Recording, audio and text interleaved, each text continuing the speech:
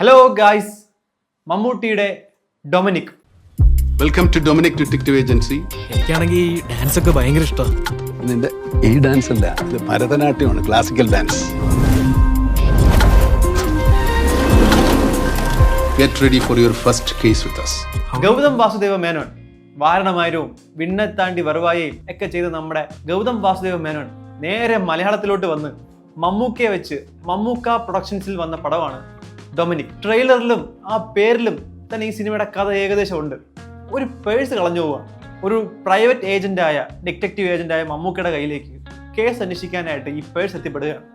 ഇത് ആരെ പേഴ്സ് ആയിരുന്നു, അത് തിരിച്ചു കൊടുത്തോ ഇല്ലയോ, അങ്ങനെ പോകുന്ന ഒരു ഇൻവെസ്റ്റിഗേഷൻ ത്രില്ലറാണ് ഡൊമിനിക്. മമ്മൂക്ക എന്ന് പറയുമ്പോൾ തന്നെ പോലീസ് ക്യാരക്ടർ ആയി കഴിഞ്ഞാൽ ഒരു സക്സസിന്റെ ഒരു മണടിച്ചു തുടങ്ങും. പിന്നെ ഒരു ഇൻവെസ്റ്റിഗേഷൻ എന്നുകൂടി പറയുമ്പോഴത്തേക്കും ഇൻട്രസ്റ്റിംഗ് ആവാനും, പിന്നെ ഗൗതം വാസുദേവ മേനോൻ അറിയാലോ, തമിഴിൽ പോലീസ് ക്യാരക്ടർ കാക്ക കാക്ക, വേട്ടയാട് വിളയാട്, എല്ലാത്തിലും എന്നെ അരുന്താൽ, ഇതിലെല്ലാം പോലീസ് ക്യാരക്ടർ ആരെ കൊണ്ട് ചെയ്യിച്ചാലും നല്ല വൃത്തിക്കും മെടുപ്പിനും ചെയ്യുന്ന ആളാണ് ഗൗതം വാസുദേവ മേനോൻ. ഇപ്പൊ മലയാളത്തിലോട്ട് വരുമ്പോൾ മമ്മൂക്കയുടെ നമ്മുടെ ഒരു ഇൻവെസ്റ്റിഗേഷൻ ത്രില്ലർ എന്ന് പറയുമ്പോൾ എനിക്കൊരു ഒരു ഡീസന്റ് മൂവി ആയിട്ടാണ് തോന്നിയത്. ആക്ച്വലി ഒരു ഗംഭീര സിനിമ എന്ന് പറയാനില്ലെങ്കിലും കണ്ടിരിക്കാൻ പറ്റുന്ന നല്ല തമാശകളുള്ള സിനിമയാണ്.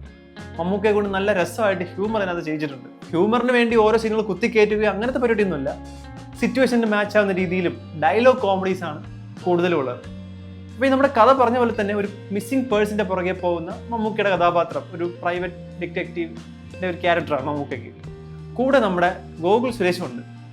എൻ്റെ ഏറ്റവും വലിയൊരു സംശയം എന്ന് പറഞ്ഞാൽ ഈ ഗോകുൽ സുരേഷിന്റെ കഥാപാത്രം എന്നല്ല, പുള്ളിയുടെ ഒരു ചോയ്സ് ഓഫ് സിനിമയാണ്. നമ്മൾ കൊത്തെടുത്താലും കഥ പറയാനായിട്ട് ചുമ്മാ കൂടെ നമ്മുടെ ഈ ഗോകുൽ സുരേഷ് ഉണ്ടാവും. ഇപ്പതാ ഡൊമിനിക് എത്തുമ്പോഴും ഈ കൂടെ നമ്മുടെ ഗോകുൽ സുരേഷ് ഉണ്ട്. പാപ്പൻ എടുത്താലും അതിനകത്തും ഉണ്ട് ഗോകുൽ സുരേഷ് നായകന്റെ കൂടെ. എന്തെങ്കിലും ചെയ്യുന്നുണ്ടോ എന്ന് ചോദിച്ചാൽ പുള്ളി പ്രത്യേകിച്ച് ഒന്നും ചെയ്യുന്നില്ല. എന്തെങ്കിലും മണ്ടത്തരങ്ങൾ പറയുക, എന്തെങ്കിലുമൊക്കെ ആൾക്കാരെ ഇയാളായിരിക്കും ഇനി കൊലപാതകി എന്ന് തോന്നിപ്പിക്കുന്ന സംശയം ഉണ്ടാക്കാൻ വേണ്ടി മാത്രമാണോ ഒന്നും അറിയില്ല. പുള്ളിക്കാരൻ എപ്പോഴും കൂടെ ഉണ്ടാവും, നായകന്റെ കൂടെ ഉണ്ടാവും. എല്ലാ സിനിമയിലും അങ്ങനെ തന്നെ. അതിൽ എന്തെങ്കിലും ഒരു പുതുമ ഈ സിനിമയിൽ ഉണ്ടാവുമെന്ന് കരുതി, കാരണം മമ്മൂക്കയുടെ കൂടെയാണല്ലോ, എന്തെങ്കിലും ഒരു സ്പേസ് ഉണ്ടാവുമെന്ന് കരുതി. പക്ഷെ ഒന്നുമില്ല. ആദ്യം മുതൽ അവസാനം വരെ മമ്മൂക്കയുടെ കൂടെ ഒരു പാട്ടിനായിട്ടൊക്കെ ആയിട്ട് പുള്ളി ഉണ്ട്.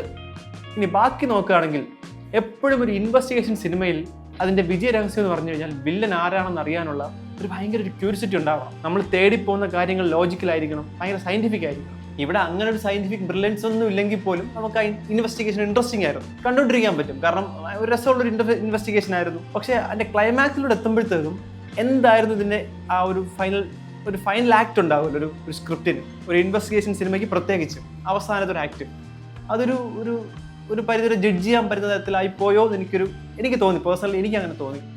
പക്ഷേ തിയേറ്ററിൽ ഭയങ്കരമായ ക്ലാപ്പടി ഉണ്ടായിരുന്നു. ആൾക്കാരെല്ലാം തമാശകൾക്ക് ചിരിക്കുന്നുണ്ടായിരുന്നു. ഫാമിലിക്കും കുട്ടികൾക്കും എല്ലാവർക്കും ഒരുമിച്ച് എന്റർടൈൻ ചെയ്ത് കാണാൻ പറ്റുന്ന ഒരു നല്ലൊരു സിനിമയാണ് ഡൊമിനിക്. പിന്നെ എനിക്ക് തോന്നിയൊരു കാര്യം എന്താണെന്ന് വെച്ച് കഴിഞ്ഞാൽ ഗൗതം വാസുദേവ മേനോനെ പറ്റിയിട്ടാണ്. പുള്ളിക്കാരൻ തമിഴിൽ വളരെ കുറച്ച് സംവിധായകർക്ക് മാത്രമേ ഒരു യുണീക്കായ ഒരു ഡയറക്ടിങ് സ്റ്റൈലുള്ളൂ. ഉദാഹരണം പറഞ്ഞ് മണിരത്നം, പുള്ളിക്കാരൻ്റെ സിനിമകളിലെ ഒരു സീന് കണ്ടാലും ഇതൊരു മണിരത്നം സിനിമ സീനാണ് നമുക്ക് മനസ്സിലാവും. അതേപോലെ ഐഡന്റിറ്റി ഉള്ള ഡയറക്ടറായിരുന്നു ഗൗതം വാസുദേവ മേനോൻ. ഇപ്പോൾ ഈ ലിസ്റ്റിൽ മണിരത്നം ഉണ്ട്, ശങ്കർ ഉണ്ട്, വെട്രിമാറുണ്ട്. ഇവരെല്ലാം ഡയറക്ടിങ് സ്റ്റൈല് ഭയങ്കര യുണീക്കാണ് മറ്റുള്ളവരിൽ നിന്നും. ഗൗതം വാസുദേവ മേനോനും അങ്ങനെ ഒരു യുണീക്ക് ഡയറക്ടിങ് സ്റ്റൈലുള്ള ഒരു മേക്കറായിരുന്നു. പക്ഷെ പുള്ളിക്കാരൻ്റെ ഈ അടുത്ത കുറച്ച് സിനിമകൾ നോക്കുകയാണെങ്കിൽ വെന്ത് തനിന്തത് കാടാണ് ഈ അടുത്ത് ഇറങ്ങിയതിൽ ഏറ്റവും ഒരു മെച്ചപ്പെട്ടൊരു സിനിമ എന്ന് പറഞ്ഞത്. അതിനുശേഷം പുള്ളി മലയാളത്തിൽ പടം ചെയ്യുമ്പോഴും പുള്ളിക്കാരൻ്റെ ആ പഴയൊരു ഫ്രെയിം ബ്യൂട്ടി നമുക്ക് ഭയങ്കരമായിട്ട് മിസ്സാവുന്ന പോലെ തോന്നി. പക്ഷേ എന്തൊക്കെയാണെങ്കിലും ഈ സിനിമ ഒരു തവണയെങ്കിലും കണ്ടിരിക്കാനുള്ള സ്റ്റഫ് ഉള്ള സിനിമയാണ്. നിങ്ങളെല്ലാവരും തിയേറ്ററിൽ തന്നെ പോയി ഈ സിനിമ കണ്ട് എൻജോയ് ചെയ്യുക.